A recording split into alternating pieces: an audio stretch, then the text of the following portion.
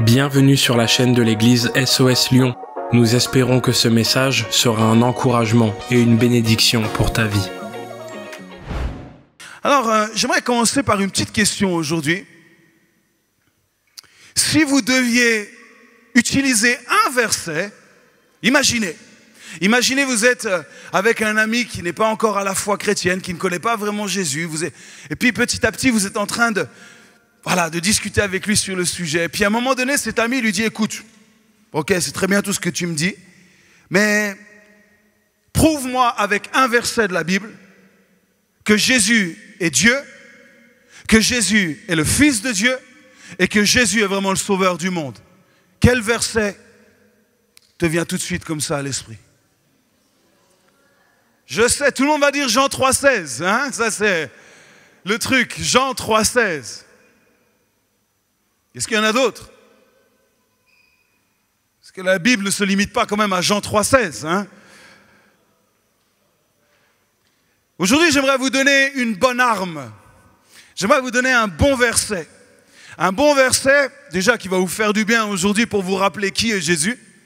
Mais surtout, vous pouvez utiliser aussi pour apporter, témoigner de qui est Jésus-Christ aussi dans la parole de Dieu. Et c'est ce que nous croyons, que la parole de Dieu est Dieu et nous voulons nous attacher à cette parole-là. Alors moi, j'aimerais vous donner un texte qui probablement fait partie de mon top 3 des textes tirés des évangiles. Je trouve que ce texte-là est extraordinaire pour parler de qui est mon Jésus. Pas juste de Jésus, mais qui est mon Jésus. Et j'espère que vous pouvez parler de votre Jésus, pas de Jésus uniquement, mais de votre Jésus-Christ, de mon Jésus-Christ. Et ça, c'est important. Et j'aimerais prendre ce texte avec vous aujourd'hui, dans Jean chapitre 18. Alors c'est vrai, c'est pas juste un verset comme ça de quelques mots, il y a quelques lignes, mais prenez note aujourd'hui parce que je crois que ce verset pourra vous être d'une grande utilité dans les jours, semaines, mois et même les années qui viennent. Jean chapitre 18, au verset 1, et on va faire la lecture ensemble. Lorsqu'il lui dit ces choses, donc Jésus vient de finir une longue prière que vous pouvez lire dans Jean 17. Jésus alla avec ses disciples de l'autre côté du torrent du Cédron, où se trouvait un jardin dans lequel il entra, lui et ses disciples. Judas, qui le livrait, connaissait ce lieu parce que Jésus et ses disciples s'y étaient souvent réunis. Et puis Judas, donc, ayant pris la cohorte et des huissiers qu'envoyèrent les principaux sacrificateurs et les pharisiens, vint là avec des lanternes, des flambeaux et même des armes. Jésus, sachant tout ce qui devait lui arriver, s'avança et leur dit, « Hey, qui cherchez-vous » Ils lui répondirent, « Jésus de Nazareth. » Jésus leur dit, « C'est moi. » Et Judas, qui le livrait, était avec eux. Lorsque Jésus leur a dit « C'est moi », ils reculèrent et même tombèrent par terre. Il leur demanda de nouveau « Mais alors, qui cherchez-vous » Ils lui dirent « Jésus de Nazareth. » Alors Jésus répondit « Je vous ai dit que c'est moi. Si donc c'est moi que vous cherchez, laissez aller ceci. » Il dit cela afin que s'accomplisse la parole qu'il avait dite. Je n'ai perdu aucun de ceux que tu m'as donnés. Une de mes histoires favorites des évangiles. Je pense que cette histoire, vous l'avez probablement lue. Si vous ne l'avez pas lue, je vous encourage au moins à lire les évangiles. Si vous ne connaissez pas la parole de Dieu, vous ne savez pas où commencer, commencez par les évangiles. C'est la base, c'est la vie de Jésus, c'est juste extraordinaire. Alors, laissez-moi aujourd'hui, pendant quelques instants, vous présenter mon meilleur ami. Est-ce que vous êtes d'accord que je vous parle de mon meilleur ami aujourd'hui? Est-ce que vous êtes d'accord que je vous parle de mon Jésus? Reprenons le contexte de cette histoire. Dans le contexte, on voit qu'il y a l'horloge divine qui clique. Il y a l'horloge de Dieu qui est en route, qui est là, qui marche, qui fonctionne. Et l'heure de l'épreuve ultime pour Jésus est bien arrivée. Elle a sonné, cette heure, elle a sonné. Il vient de sortir d'un long et courageux et solide, costaud entretien avec son Père. Il vient de lutter dans le jardin. Il vient de passer un moment difficile avec son Père, vraiment une discussion d'homme à homme, si je peux dire ça comme ça. Et puis, ce qu'on voit, c'est qu'après avoir servi pendant 33 ans fidèlement son Père, dans les moindres faits et gestes, dans les moindres paroles, dans les moindres pensées, il a servi fidèlement son Père. Et le voilà maintenant à l'heure de l'épreuve finale, de la dernière ligne droite. Et il le sait, Jésus le sait que c'est le moment important où il ne faut pas faiblir, où il ne faut pas fléchir. Il le sait. L'évangile de Luc nous dit même que après avoir accepté cette mission finale, après avoir lutté avec le Père dans cette discussion, non pas ma volonté mais la tienne, il nous est dit qu'un ange est venu même encourager et aider Jésus. Ça montre à quel point l'épreuve était importante. Un ange a été envoyé pour soutenir Jésus. Le voilà enfin prêt pour la suite et la fin de sa mission. Alors, contrairement aux 3 autres évangiles, Matthieu, Marc et Luc, Jean ne met pas l'accent sur l'humanité de Christ. Il ne parle pas de cette lutte dans le jardin de Gethsémane, il n'en parle pas. Il ne s'attarde pas sur ses souffrances dans le jardin, ces souffrances où même sa sueur va devenir grumeau de sang. Non, il ne s'attarde pas là-dessus. Mais il va mettre en avant la divinité de Jésus. Il va mettre en avant la majesté de Jésus. Et il va mettre en avant la virilité de Jésus. La virilité de Jésus. Mon Jésus est viril. Mon Jésus est viril. Et c'est le thème de mon message aujourd'hui. Mon ami, mon meilleur ami, mon Jésus est viril. Il est solide. Il est courageux, il est costaud. Il fait face à l'épreuve. Laissez-moi vous présenter mon Jésus. Laissez-moi vous présenter mon Jésus viril. Les heures les plus difficiles sont devant lui. Mais il fait face à cela sans reculer une seule fois. Il ne recule pas. Il fait face à l'épreuve. Il fait une démonstration d'autorité, de courage et de détermination dans cette dernière ligne droite. Comme le lion, il ne recule pas. Comme le lion ne recule devant rien. C'est ce que nous lisons dans le Proverbe 30, verset 30. Le lion, le roi des animaux, ne reculant devant qui que ce soit. Comme le lion, Jésus ne recule devant rien. Il fait face à cette épreuve. Il regarde cette épreuve et il va affronter cette épreuve. Mon Jésus est viril. Il entre dans l'arène pour le dernier combat. Un combat public, un combat exposé. Et il le sait. Plus que ça, il va donner même le tempo de cette histoire. Il va donner le rythme de cette épreuve. C'est lui qui est à l'origine de toutes choses. C'est lui qui tient toutes choses dans ses mains. Et même dans les situations les plus difficiles de sa vie, il tient encore les choses. Rien ne lui échappe à mon Jésus. Absolument rien. Il va au jardin. On pourrait dire même le QG en fait. C'était le QG des disciples. Ils avaient l'habitude de se retrouver. C'était un lieu qu'ils connaissaient. C'était un lieu qu'ils avaient l'habitude de fréquenter ensemble pour prendre du bon temps, faire des petits barbecues. Ils avaient l'habitude, c'était leur QG. Et ils disaient, venez, on va au jardin, on va trouver un peu de calme, un peu de repos. Il sait exactement ce qui va se passer dans ce jardin. Il le sait. Un lieu calme, à l'abri des regards, à l'abri de la foule. Et ce qu'on voit ici, c'est que Jésus organise lui-même sa propre arrestation. C'est lui qui coordonne même sa propre arrestation. Sa propre mort, c'est lui qui l'organise. C'est lui qui tient toutes choses entre ses mains. Il maîtrise la situation et plus que cela encore, écoutez bien, il maîtrise même la grande histoire dans toute sa globalité. Pourquoi ? 10 siècles auparavant,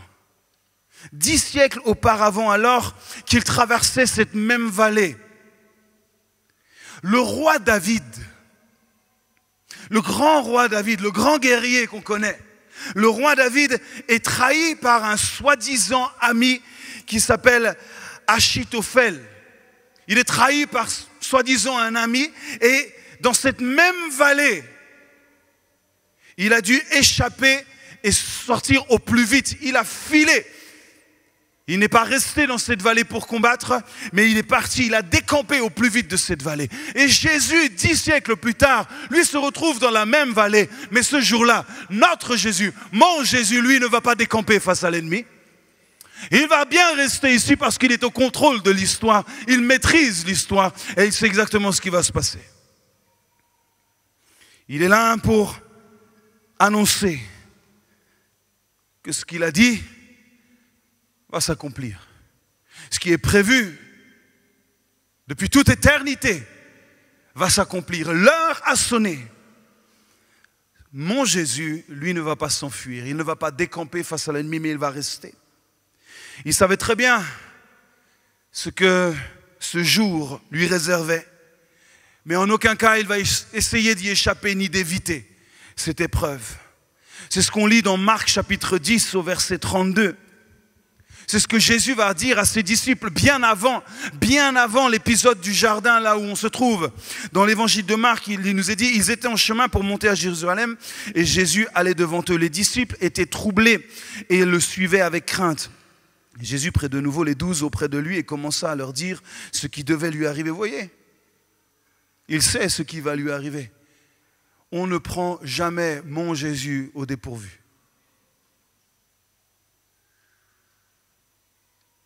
On ne peut jamais prendre Jésus au dépourvu. Il tient toutes choses, il tient l'histoire dans ses mains. Et là, il est là avec ses disciples et il dit, voici, nous montons à Jérusalem et le Fils de l'homme, donc il parle de lui-même, le Fils de l'homme sera livré aux principaux sacrificateurs et aux scribes. Ils le condamneront à mort et ils le livreront aux païens qui se moqueront de lui, cracheront sur lui, le battront de verge et le feront mourir. Et 3 jours après, il ressuscitera. Est-ce que ce qu'il a dit s'est accompli? Tout ce que Jésus dit s'accomplit. Il n'y a pas de parole à la légère, il n'y a pas de parole douteuse, il n'y a pas de on verra avec Jésus. Il n'y a pas de si c'est possible, si jamais, si les circonstances le veulent, si les planètes s'alignent. Non, ça c'est pas le discours de mon Jésus. Il n'y a pas de planète qui s'aligne, il est le créateur des planètes. C'est lui qui décide où les planètes vont. C'est lui qui décide où les hommes se trouvent. C'est lui qui décide de l'heure, du temps, il fait ce qu'il veut. Mais l'heure a sonné pour lui maintenant. Le temps est venu maintenant. Mon Jésus est viril. Non, il ne recule devant rien. Courage, autorité, détermination. Mon deuxième point aujourd'hui, c'est ce que j'aime dans ce texte. Non seulement il est viril, mais mon Jésus est armé. Il est armé, mon Jésus. Il est venu armé ce jour-là. Il est venu fin prêt. Il est venu fin prêt. Au verset 3 du texte qu'on a lu en introduction, on voit que Judas vient. C'est ça qui me fait sourire dans cette histoire. Judas, il vient comme si en fait il avait prévu le guet-apens du siècle. Comme si en fait c'était lui l'initiateur de cette grande surprise, de cette grande manigance. Il vient comme ça dans la nuit, on va essayer. Et puis celui à qui je ferai le baiser, c'est lui. Moi, ça me fait vraiment sourire cette histoire. Et là, Judas organise, il vient pas seul, il nous est dit, il vient avec une cohorte. Une cohorte, c'est 1/10 d'une légion, c'est-à-dire qu'il vient avec 600 hommes. Il vient avec 600 bonhommes, armés, d'épées. Le texte aussi dans des autres évangiles nous dit qu'ils ont des gourdins, ils ont des bâtons, ils sont venus armés pour saisir cet homme. Des sacrificateurs, des huissiers, des religieux. Tout le monde est là. Tout le monde est là pour venir chercher mon Jésus.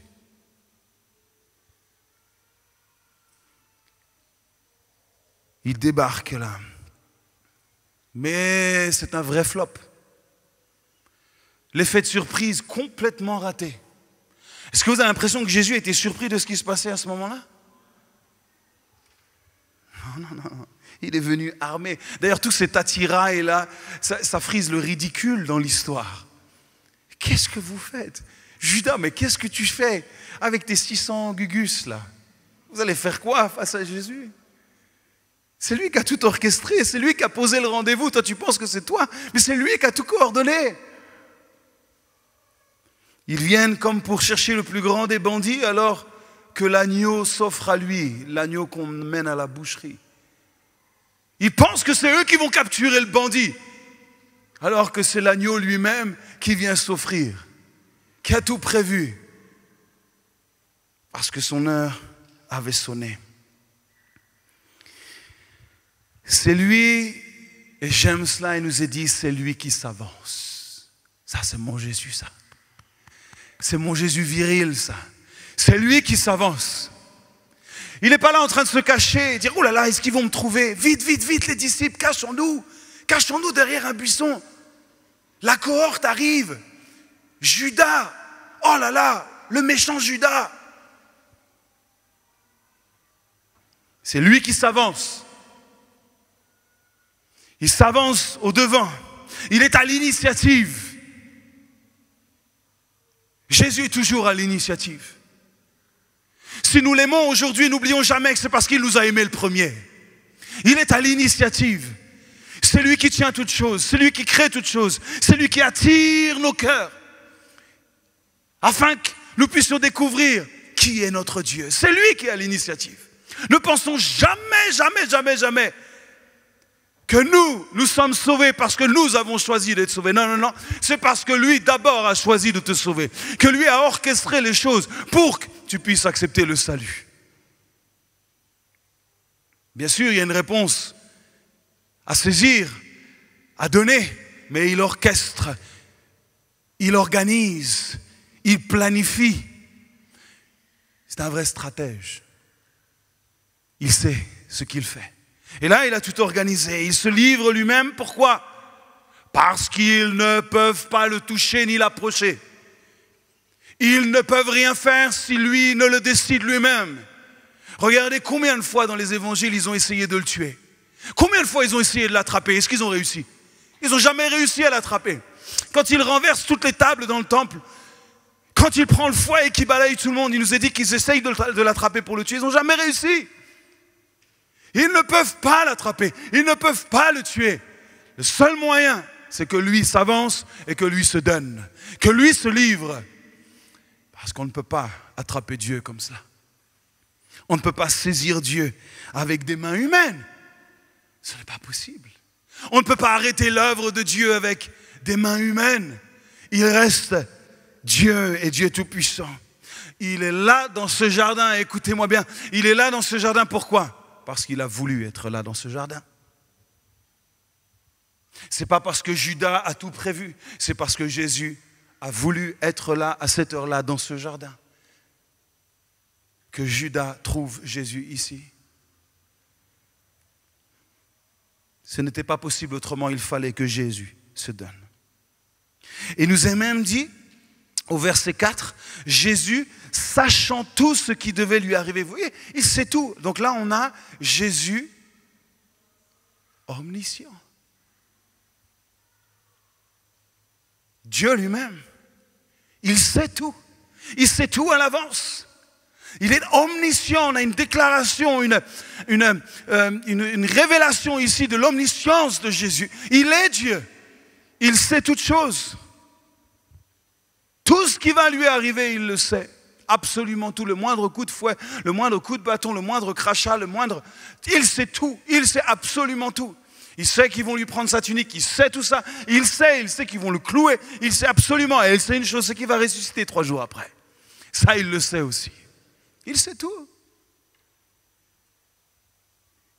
Jésus, sachant tout, ce qui devait lui arriver, s'avança. Oh, j'aime cette scène. Il s'avance. Imaginez. Les disciples sont en retrait, là, dans un coin. Il y a 600 hommes minimum qui arrivent. Et qu'est-ce que fait Jésus? Il s'avance. Il s'avance devant eux. Vous cherchez qui? Vous cherchez qui? Imaginez ce que Judas a dû ressentir à ce moment-là. Lui qui pensait faire le coup du siècle, vous allez voir. Quand j'arrive, je lui fais une bise, c'est lui qu'il faut attraper. Et là, c'est Jésus qui s'avance. Vous cherchez qui ici?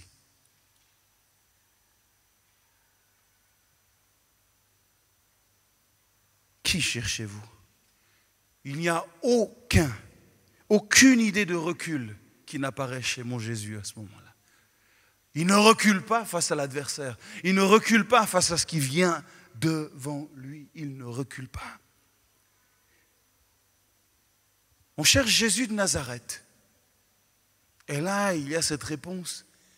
C'est moi. C'est moi que vous venez chercher. C'est moi prononcé presque comme une menace du ciel. C'est moi. C'est moi qui nous rappelle le nom de l'Éternel. Je suis celui qui est. C'est moi le grand je suis. C'est moi celui qui est, qui était et qui sera. C'est moi. Et je suis là et je resterai. C'est moi.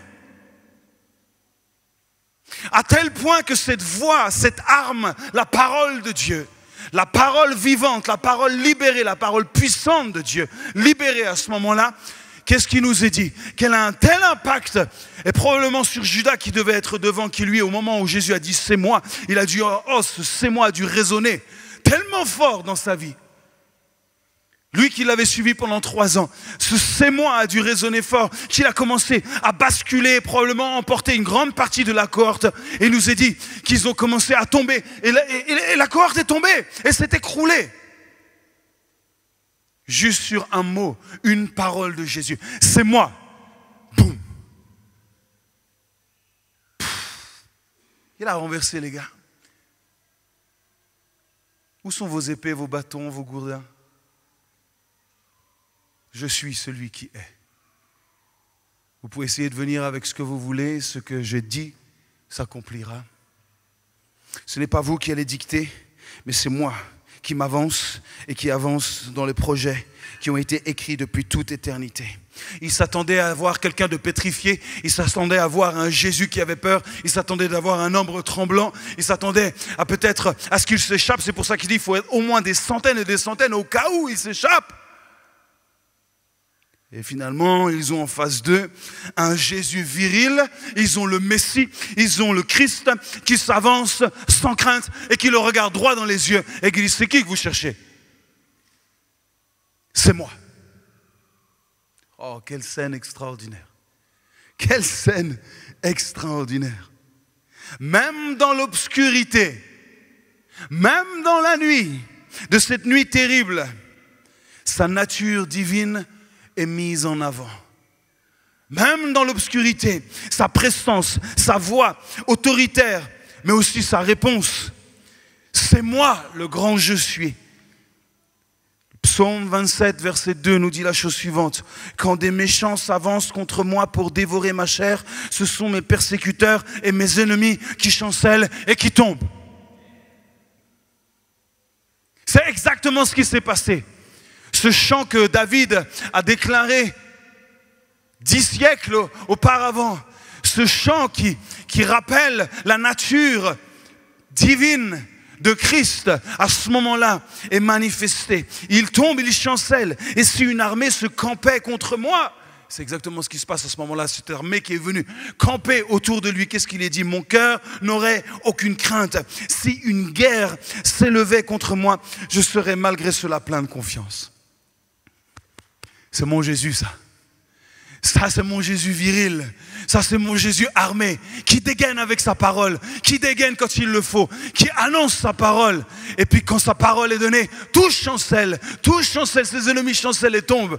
Rien ne peut résister à la parole de Dieu. Elle ne revient jamais sans avoir eu de l'impact. Quand la parole de Dieu est libérée, quand la parole de Dieu est déclarée, en accord avec la volonté du Père, alors rien ne peut arrêter la parole de Dieu. C'est pour ça qu'il nous est dit, priez selon la volonté du Père, et tout ce que vous demanderez, vous le recevrez. Pourquoi? Parce que rien n'est plus efficace et plus puissant que la parole de Dieu. C'est pour ça que je nous encourage toutes et tous à prendre cette parole et à la confesser, à la proclamer, à la libérer, comme Jésus l'a fait. C'est moi. Sa parole est l'arme la plus puissante, elle renverse tout. Sa voix fait fuir l'ennemi. Le lion rugit. Le lion de la tribu de Juda. Vous savez, le lion, quand il rugit, c'est le rugissement le plus fort qu'un animal puisse faire. On estime à peu près à 114 décibels. C'est bien plus fort que la louange que vous venez de vivre. 114 décibels, ça s'entend à des kilomètres à la ronde, le rugissement du lion. Et il a 3 objectifs, ce rugissement. Il communique, ça permet de communiquer aux autres animaux. Il permet de délimiter aussi, délimiter et défendre son territoire. Quand le lion rugit, il dit à tous les autres, c'est mon territoire. Je suis là. Et je ne bougerai pas. Et la 3e chose, c'est qu'il dissuade les prédateurs. Il dissuade, le rugissement du lion dissuade tous ceux qui aimeraient éventuellement rentrer dans le territoire du lion, du roi. Ce n'est pas possible. La voix de Jésus à ce moment-là est cette voix du lion qui s'exprime. C'est moi. Comme un rugissement qui a fait renverser tous ceux qui étaient là ce jour-là. Waouh! Qui aurait voulu assister à une telle scène? C'est pas digne d'un film. Oh, pas beaucoup. Bon, c'est pas grave. C'est pas grave. S'il y a bien une scène que j'aurais voulu voir, c'est celle-ci. Voir tous ces gars s'effondrer, tomber, juste sur la simple parole de qui est Jésus. Et puis la 3e chose que je découvre et que j'aimerais vous exposer par rapport à mon ami, mon meilleur ami. Oui, c'est un Jésus viril. Oui, c'est un Jésus armé. Et puis mon Jésus, c'est aussi mon protecteur. Le lion va rugir une 2e fois. Vous êtes toujours avec moi? Ou il faut que je rugisse pour que vous soyez éveillés? Il va rugir une 2e fois. Ils vont tomber et après il va revenir vers eux et dire, alors, qui? Vous cherchez qui? Je ne sais pas de quelle manière Jésus leur a dit, honnêtement. Est-ce qu'il leur a dit avec le sourire? Est-ce qu'il leur a dit, alors, vous cherchez qui, les gars? Vous voyez, je ne sais pas quel ton il a pris. Je pense que le ton était quand même assez solennel à ce moment-là. Ce n'était pas le temps de la rigolade, donc je ne suis pas sûr qu'il ait vraiment parlé de cette manière en rigolant, en les narguant. Ce n'était pas le but de les narguer, c'était juste appliquer le plan que Dieu avait prévu avec force, courage et autorité. Ce n'était plus le temps de rire, ce n'était plus le temps de jouer, ce n'était plus le temps du barbecue dans le jardin. C'était le temps maintenant d'avancer et d'accomplir la mission jusqu'au bout. Et là, il vient une 2e fois rugir en posant cette question.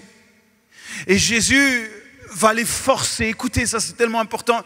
Jésus va forcer tous ceux qui sont là, tous ceux qui écoutent, les religieux, tous ça, les huissiers. Il va les forcer à reconnaître qu'ils venaient que pour lui et n'avaient donc aucun mandat pour arrêter les autres disciples. Il dit, qui cherchez-vous alors? On cherche Jésus de Nazareth. Et il dit, je vous ai dit que c'est moi. En quelque sorte, S'il y a une personne que vous êtes venu chercher, c'est moi. Les autres, vous les laissez tranquilles. Vous ne les touchez pas. Ce sont mes brebis.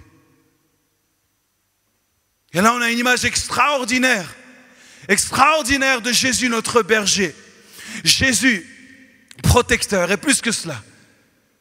Jésus qui vient, en déclarant cela, se livrer seul au danger et préserver ses disciples. Il y va seul, il sait que cette mission, il doit y aller seul. Il n'a pas dit, les gars, accompagnez-moi. Ça va être dur. J'ai vraiment besoin de vous, les gars, là. Pas m'accompagner. Allez, s'il vous plaît. Non, Jésus sait qu'il doit y aller seul. De toute façon, les disciples ne seraient pas d'une grande aide. Et à ce moment-là, d'ailleurs, vaut mieux les protéger. Vaut mieux les protéger, sachant ce qui arrive pour Pierre, notamment juste après. Déjà, il va mettre un certain temps à s'en remettre, une fois qu'il aura renié le maître. Donc il est là, il protège tout le monde. Et là, on a mon Jésus protecteur. On a le cœur du berger qui protège ses brebis. Qui, si vous cherchez moi, je suis là, prenez-moi, mais ne touchez pas ceux qui sont derrière moi. Ne les touchez pas. Vous n'avez aucun droit pour les prendre. Jean, chapitre 10, quelques temps avant, va dire ces paroles. Je suis le bon berger. Le bon berger donne sa vie pour ses brebis. Mais le mercenaire qui n'est pas le berger et à qui n'appartiennent pas les brebis, voit venir le loup, abandonne les brebis et prend la fuite. Et le loup les ravit et les disperse. Ce n'est pas du tout ce que Jésus est en train de faire. Il n'est pas un mercenaire, mais il est le bon berger qui va protéger, donner sa vie. Cette protection qu'il offre aux apôtres est l'image parfaite de quoi? De son sacrifice expiatoire pour eux. C'est l'image parfaite de ce qui va venir quelques instants plus tard. Mais déjà, il est en train de l'incarner. Et j'aimerais juste nous le rappeler qu'il n'est pas simplement mort pour eux et il n'est pas simplement mort pour nous, mais il est mort à leur place et il est mort à notre place. Et ça, c'est vraiment différent de comprendre cela. Jésus n'est pas juste mort pour nous, il est mort à notre place. C'est nous qui aurions dû être crucifiés sur cette croix à cause de nos péchés. Et il est mort à notre place parce qu'il est le bon berger qui a donné sa vie pour ses brebis. Ça, c'est mon Jésus protecteur. Il savait qu'il n'y avait que lui qui pouvait accomplir cette mission. Et il l'a fait pour moi, et il l'a fait pour vous, et il l'a fait pour nous tous. Et il l'a fait pour ceux qui y croient aujourd'hui, et même ceux qui n'y croient pas aujourd'hui. Et il l'a fait pour l'humanité entière. Et il l'a fait. Un point, c'est tout.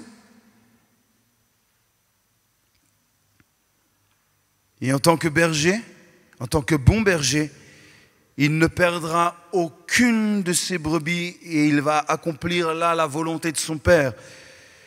Et cette prière qu'on voit dans Jean chapitre 17, cette prière qu'il lui-même a priée juste avant ce passage, lorsque j'étais avec eux dans le monde, il prie au Père, je les gardais en ton nom. Donc là, il parle au Père, j'ai gardé ce que tu m'as donné et aucun d'eux ne s'est perdu, sinon le fils de perdition, afin que l'écriture soit accomplie. Juste Judas, parce que c'était écrit ainsi. Mais les autres, personne ne s'est perdu. Je les ai protégés. Jusqu'au bout. Ah, c'est mon Jésus.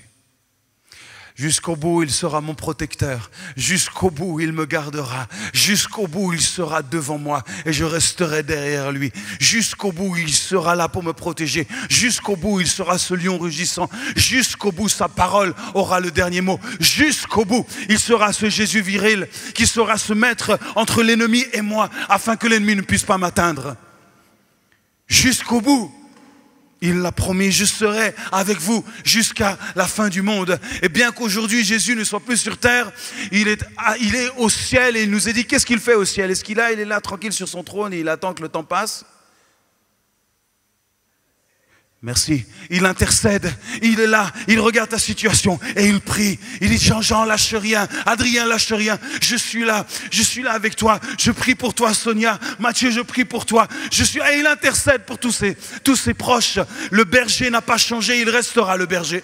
Et il est là et il intercède. Il reste le protecteur. Il envoie ses anges quand il y en a besoin. Il est là et il sera toujours là. Ah, c'est mon Jésus. C'est mon Jésus. Oui, il est Dieu. Il est omniscient. Il est omnipotent. Il est tout-puissant.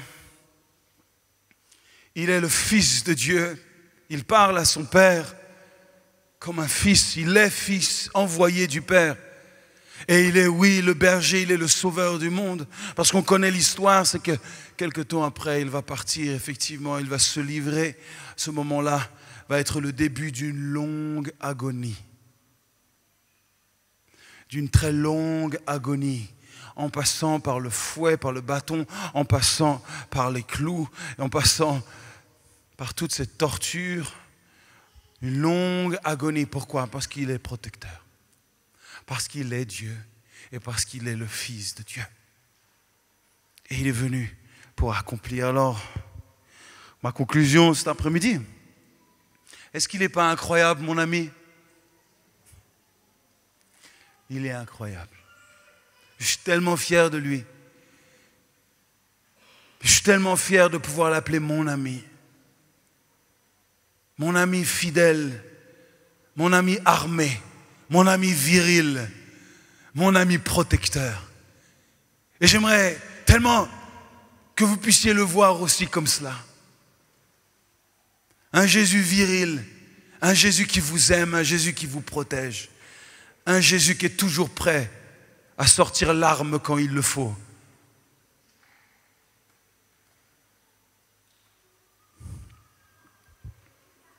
Plus qu'un ami, je le respecte. Je l'honore et je l'adore parce qu'il est Dieu. Il est mon Dieu. Il a tout donné pour moi. Pour nous et pour même ceux qui ne l'acceptent pas, comme je l'ai dit tout à l'heure, ou qui ne le choisissent pas de le reconnaître comme tel. Et j'aimerais déclarer aujourd'hui que Jésus, pas Jésus uniquement, que Jésus-Christ, le Messie, le Oint, le Sauveur du monde, le Fils de Dieu, Dieu lui-même, Jésus-Christ n'est pas la mascotte des gens faibles. Jésus n'est pas la mascotte des gens faibles, mais il est l'être le plus viril, le plus aimant, le plus courageux que la terre n'ait jamais porté. Jésus-Christ n'est pas juste là pour les faibles. Non, non, non, non, non. Il est Dieu tout-puissant. Il est Fils de Dieu. Et j'aimerais vous dire, attention, Jésus est dangereux. Il est dangereux. Vaut mieux être de son côté que contre lui. Je préfère être avec lui que contre lui, honnêtement. Quand je vois que simplement en disant c'est moi, il est capable de renverser une armée, moi je me mets derrière un gars comme ça. Hein. Je ne sais pas vous, mais moi je range mon petit bâton, ma petite épée tranquille dans ma poche et je change de camp. Moi je suis avec lui maintenant. C'est beaucoup plus simple apparemment ici. Juste on reste derrière comme ça et c'est lui, il parle et ça fonctionne. C'est exactement ça. Sa parole est dangereuse. Il nous a dit qu'elle est plus tranchante qu'une épée à double tranchant. Sa parole n'est pas un jouet. Sa parole est une arme puissante pour accomplir ce qu'il a écrit depuis toute éternité. Et cette parole, il nous l'a donnée, il nous l'a confiée pour que nous puissions marcher avec cette parole, vivre cette parole, nous attacher à lui. Toute la parole de Dieu, toute la parole révèle qui est Jésus, de la Genèse jusqu'à l'Apocalypse. Lisez absolument toute la parole de Dieu pour découvrir qui est Jésus. Tout ici, de la Genèse jusqu'à l'Apocalypse, décrit qui est mon Jésus. Je n'ai sorti juste qu'un petit verset, quelques lignes, mais de la Genèse jusqu'à l'Apocalypse, vous pourrez découvrir qui est Jésus. Et l'éternité ne nous suffira pas encore pour découvrir encore et encore qui est ce Jésus. Mais nous pouvons commencer à apprendre à le connaître. Il a tant aimé, il a tout donné pour ceux qu'il aimait. Son amour n'a pas de fin. Et aujourd'hui, son amour reste accessible à quiconque veut le croire. Il est un ami précieux pour celui qui le considère comme tel, celui qui choisit de le recevoir comme tel, celui qui le respecte et l'honore comme tel, comme Dieu, Fils de Dieu, Sauveur des hommes. Je ne peux que t'encourager, nous encourager. Si vous ne le connaissez pas encore, à ouvrir vos cœurs un instant pour pouvoir accepter que la parole de Dieu puisse pénétrer votre cœur, percer votre cœur, vous libérer du péché, évacuer tout le péché de vos cœurs, de votre esprit, afin que vous puissiez naître de nouveau avec lui et être du bon côté avec lui et vous cacher derrière lui et surtout rester là, derrière ce protecteur, ce berger qu'il est. Et que vous puissiez marcher avec assurance, la tête haute parce qu'il est toujours devant vous. Ce n'est pas un chat qui vous guide, c'est le lion de Juda. C'est un lion rugissant qui est là, devant vous, qui défend son territoire et qui vous défendra, qui vous protégera. Merci de m'avoir écouté vous présenter mon meilleur ami. J'espère que je vous ai donné envie de le suivre et de le connaître. Et de continuer à le connaître, de marcher avec lui, cheminer avec lui. C'est ça qui réjouit le plus mon cœur. C'est ça qui me fait vivre aujourd'hui. Je veux marcher avec lui et toujours rester derrière lui. Parce qu'il est avec moi et il est pour moi. Et je suis son enfant. Je suis de sa famille. Nous l'avons chanté. J'ai trouvé ma place. Et ma place, c'est avec lui. Et sa place est devant moi. Pour qu'il me guide, pour qu'il me conduise, qu'il me protège. Notre Jésus est viril. Amen. C'est pas juste un petit Jésus dans la crèche. Il est viril, notre Jésus. Sa parole est certaine. Sa parole est puissante. Son arme est puissante. Est-ce qu'on peut se lever ensemble? Alléluia. Merci d'avoir pris le temps d'écouter ce message. Si tu n'as pas encore d'église, rejoins-nous. Toutes les informations sont sur notre site église-soslyon.com. À bientôt.